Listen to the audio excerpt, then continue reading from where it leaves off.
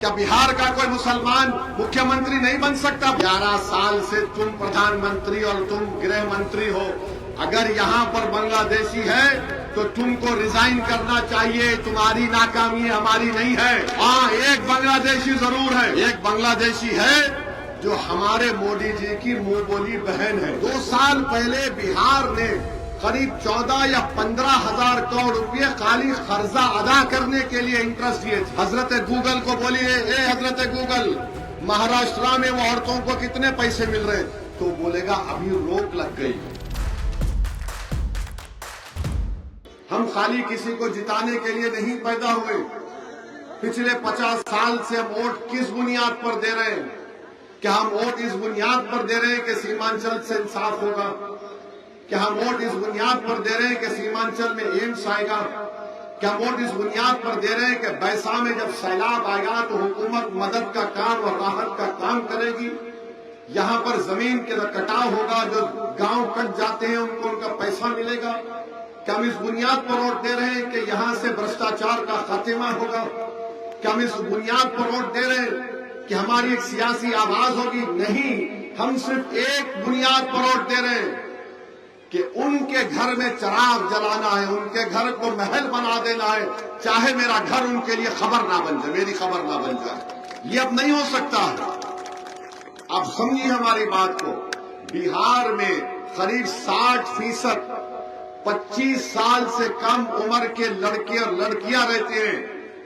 मैं हमारे बुजुर्गों से अपील कर रहा हूं, आपने अपनी जिंदगी के जो बेहतरीन दिन थे आपने तकालीफ में गुजार दिए। ये उम्मीद हरगिज मत करिए कि आपकी औलाद उस तरह की तकालीफ उठाएगी।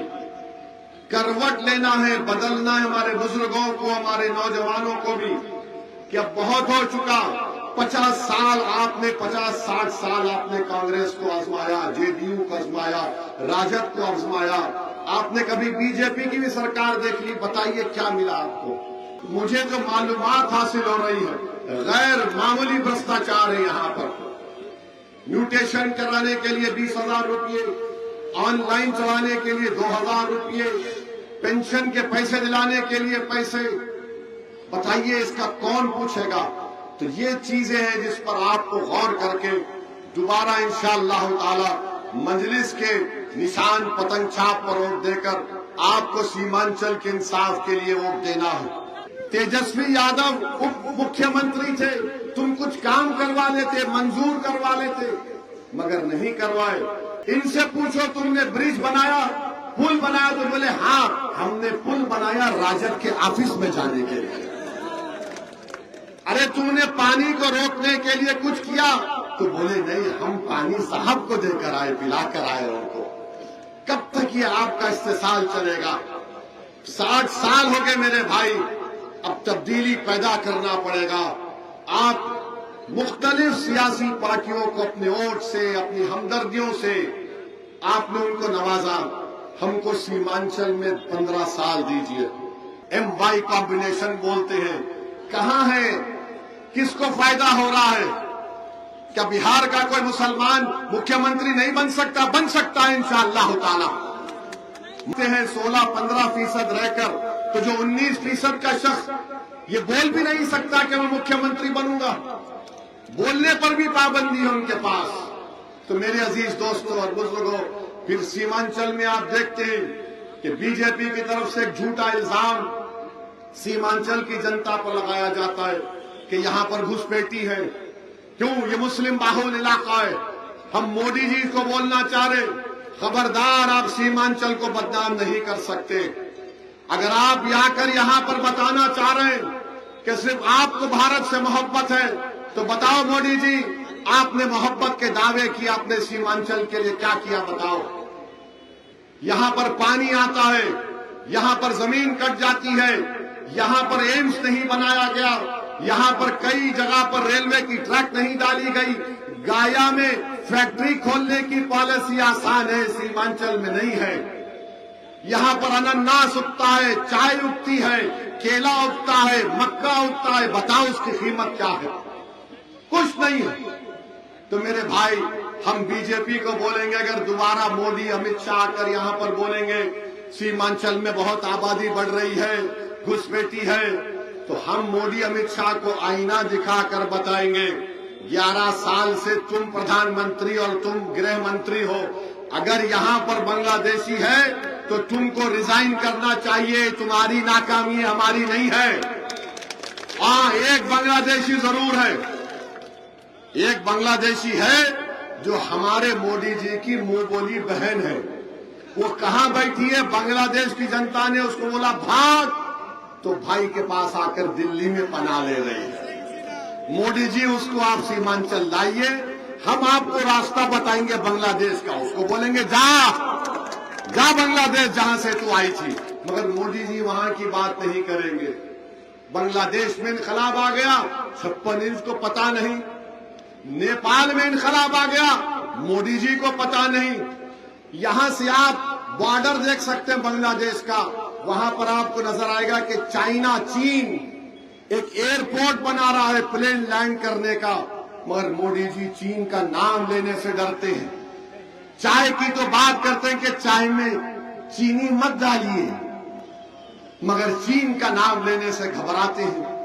चीन हमारे तरफ में बार बार सीमांचल की बात करते हैं, मोदी उसकी बात नहीं करते कि लद्दाख में 2000 स्क्वायर किलोमीटर पर चीन अपनी फौज के साथ भारत की जमीन पे कब्जा करके बैठ गया, मगर मोदी चीन का नाम लेने से डरते हैं। और एक बात आपको हम बताना चाह रहे हैं कि नीतीश कुमार एक नई स्कीम लाए हैं कि महिला को 10,000 रुपये दिए जाएंगे। तेजस्वी कह रहे हैं कि हम 2,500 रुपये देंगे। अब आपको आसान तरीके से समझा रहे हैं।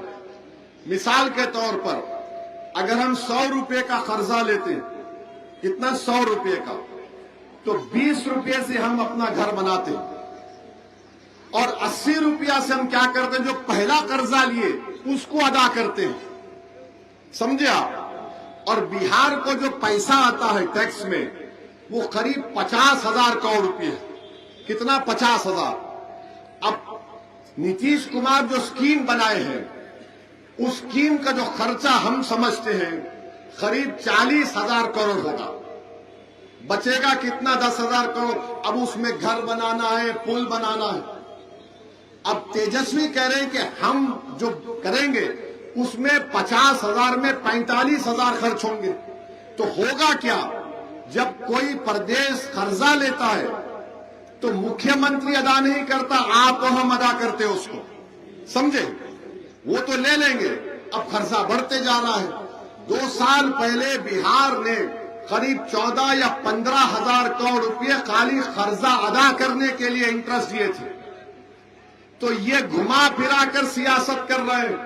अरे अगर तुमको महिलाओं की मदद करना था तो तुम बोलते ये महिला को हम ये पैसे दे रहे हैं, जो महिला हामिला होगी और जो उसको बच्चा होने वाला है तो लो, ताकि वो महिला ताकतवर रहे और पेट में जो बच्चा रहे वो सेहतमंद पैदा हो।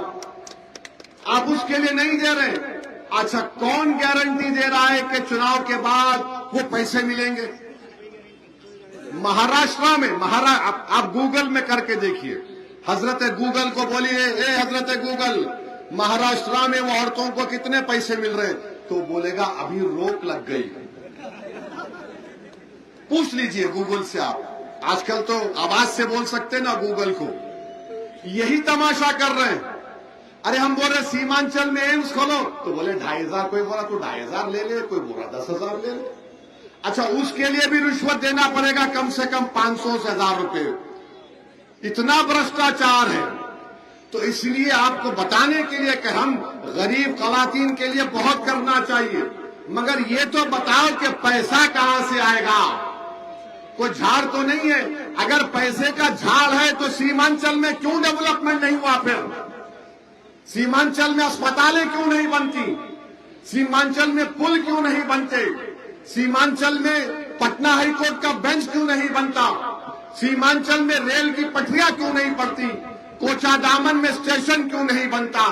अमूर और बैसा में जमीन जब कट जाती है तो सरकार पैसे क्यों नहीं देती? चुनाव आ गया तो सब्ज बाग दिखा रहे हैं। चुनाव होने के बाद टाटा बाय बाय, आप कौन मैं कौन, जा हो गया काम।